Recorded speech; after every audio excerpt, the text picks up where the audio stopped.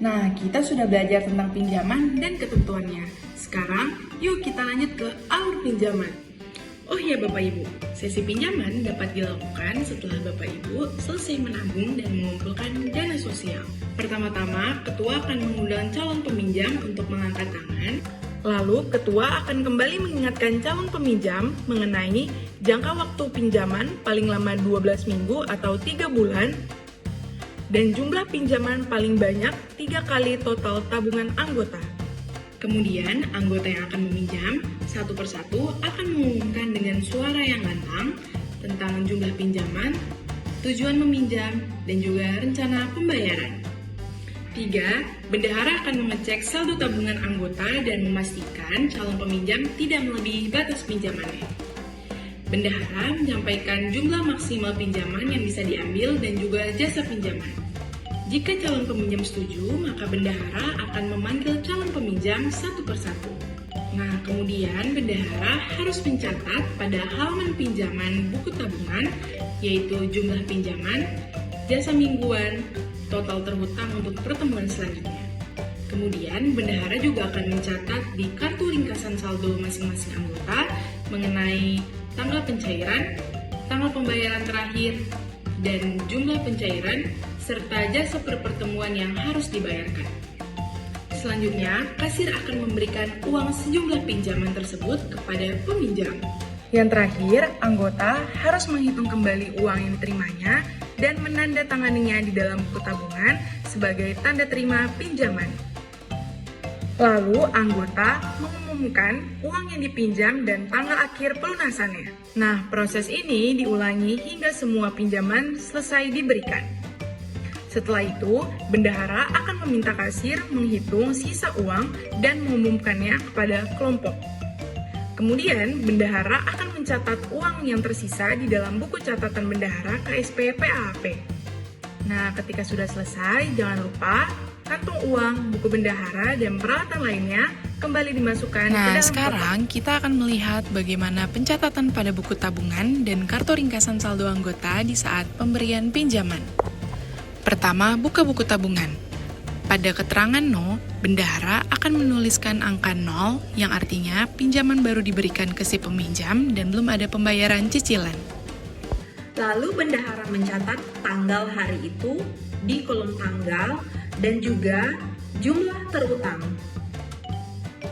Kemudian, peminjam akan memberi tanda tangan. Di kartu ringkasan saldo, bendahara akan menuliskan tanggal dapat utang, tanggal akhir pembayaran, jumlah utang, dan juga balas jasa atau bunganya.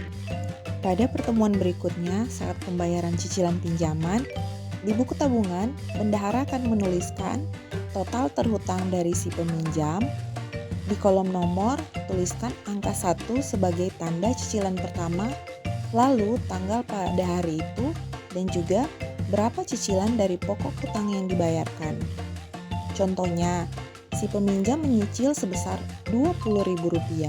Peminjam akan memberikan uang sebesar Rp20.000 dan juga balas jasa sebesar Rp750 kepada kasir. Bendahara akan membubuhkan tanda tangan di kolom berikut sebagai tanda terima pembayaran pinjaman dan kemudian menuliskan saldo utang berikutnya, yaitu sebesar Rp130.000 plus balas jasa Rp750. Di kartu ringkasan saldo, bendaharanya akan menuliskan tanggal pertemuan dan jumlah akhir hutang beserta tanda tangan dari bendahara. Saat pelunasan seluruh pinjaman. Jika Bapak Ibu telah melunasi semua pinjaman, maka bendahara akan menggaris dengan tinta merah pada buku tabungan Bapak Ibu di bagian pinjaman dan juga menuliskan tanda lunas.